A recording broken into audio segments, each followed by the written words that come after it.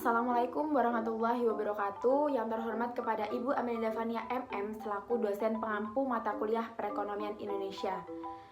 Pertanian merupakan salah satu sektor yang penting bagi perekonomian nasional, termasuk perekonomian daerah.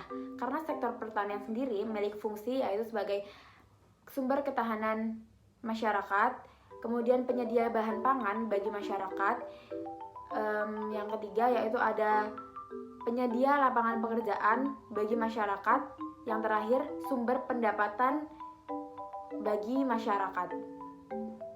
Saya Azikroh Alia Qur'ani dengan NIM 2105011100255, Prodi Manajemen Fakultas Ekonomi Universitas Islam Negeri Maulana Malik Ibrahim Malang. Di sini saya akan bahas tentang artikel yang berjudul Pertanian Berkelanjutan Berbasis Revolusi Industri 4.0.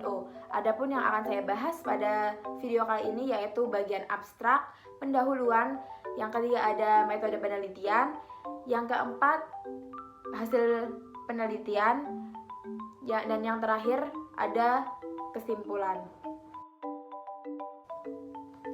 Revolusi industri merupakan periode antara tahun 1750 hingga 1850 di mana terjadinya perubahan secara besar-besaran di bidang pertanian, manufaktur, pertambangan, transportasi, dan teknologi secara besar-besaran, serta memiliki dampak yang mendalam bagi keadaan sosial, politik, ekonomi, dan budaya di dunia.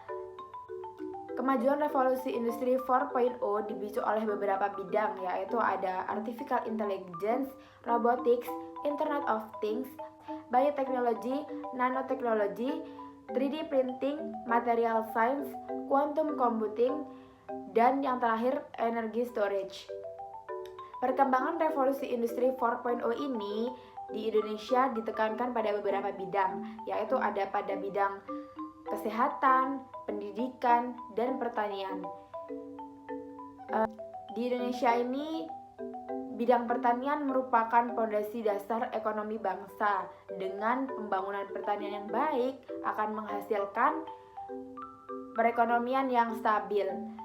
Wakil Presiden Yusuf Kala mengatakan tren otomasi pada industri 4.0 harus tetap menjaga keutuhan dasar masyarakat Indonesia, khususnya di bidang pertanian. Dalam bidang pertanian ini, teknologi digital memiliki manfaat selama proses on-farm dan off-farm. Potensi sistem pertanian digital ini memiliki peluang dasar untuk meningkatkan semangat dan kreativitas anak muda menggeluti bidang pertanian yang selama ini mulai menurun. Pemuda khususnya mahasiswa dalam kegiatan pengabdian masyarakat yang diadakan oleh perguruan tinggi bisa jadi salah satu cara memperkenalkan teknologi-teknologi. Nah, pemuda khususnya mahasiswa sekarang ya, itu dapat mengenalkan teknologi-teknologi digital yang dapat dimanfaatkan pada sektor pertanian, dan mereka bisa melakukan pengabdian masyarakat, melakukan penyuluhan kepada masyarakat agar petani-petani itu lebih mengerti apa perkembangan zaman saat ini, kemudian bisa melakukan pertanian secara lebih efektif dan efisien. Pada penyuluhan kali ini dilakukan pada Kecamatan Sukorame, Kabupaten Lamongan, pada Provinsi Jawa Timur. Dengan adanya penelitian ini, ada penyuluhan serta pengabdian masyarakat, diharapkan para petani setempat bisa lebih mengerti dan paham serta menyadarkan bahwa pentingnya mengikuti perkembangan zaman yang berkembang secara pesat. Peluang adanya revolusi industri 4.0 ini menyebabkan terjadinya peningkatan global income, kemudian peningkatan kualitas hidup manusia melalui teknologi yang tinggi, kemudian adanya pengurangan biaya transportasi dan komunikasi, dan tempat kerja yang lebih aman karena pekerjaan-pekerjaan manusia yang berat dapat digantikan dengan teknologi-teknologi terkini, teknologi-teknologi modern, dan robot. Dan yang terakhir, peningkatan layanan kesehatan. Pertanian merupakan fondasi dasar ekonomi bangsa. Dengan pembangunan pertanian yang baik, maka akan mewujudkan perekonomian yang stabil. Suatu bangsa dapat dikatakan menjadi bangsa yang maju apabila seluruh kebutuhan primer rakyatnya terpenuhi, yaitu utamanya pada bahan pangan. Berikut adalah lini masa dari perkembangan revolusi industri 4.0. Dimulai dari yang pertama, yaitu revolusi industri pertama itu terjadi di Inggris pada tahun 1784. Pada periode kali ini, pekerjaan manusia itu banyak tergantikan oleh mesin uap, kemudian oleh mekanisasi alat yang dapat, tapi belum seberapa canggih untuk menggantikan tenaga kerja manusia dan belum terjadi secara keseluruhan.